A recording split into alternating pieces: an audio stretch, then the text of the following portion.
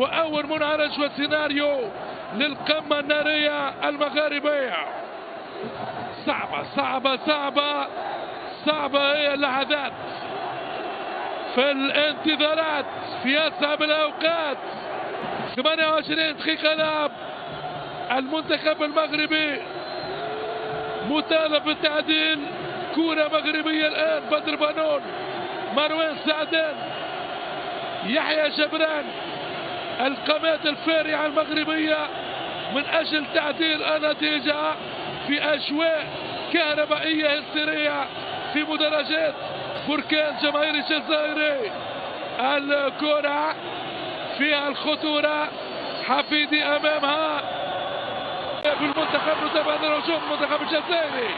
التفاف دفاعي مغربي، هجمة بهجمة، العين بالعين والسن بالسن والبادي أغلى ما تحكي منا كابتن المنتخب الجزائري.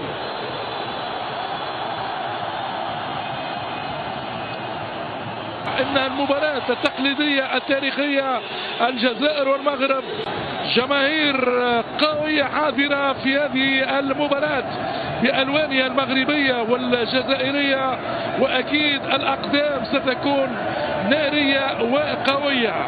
المغرب المتأهل بقوة كأفضل خط هجوم وأقوى خط دفاع، والجزائر على طول وراه على طول، مما يؤشر على مباراة فيها الأهداف بكل تأكيد. نتمناها مواجهة كروية تسودها الروح الرياضية العالية، وهذه أجمع تدخل جزائري منذ البداية شعلت المباراة.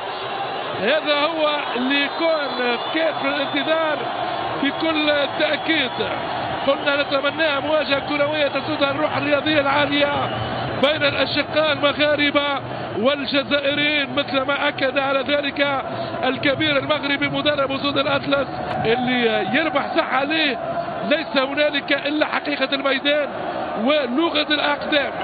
كرنفال جماهيري موجود بين الجماهير المغربية والجماهير الجزائرية.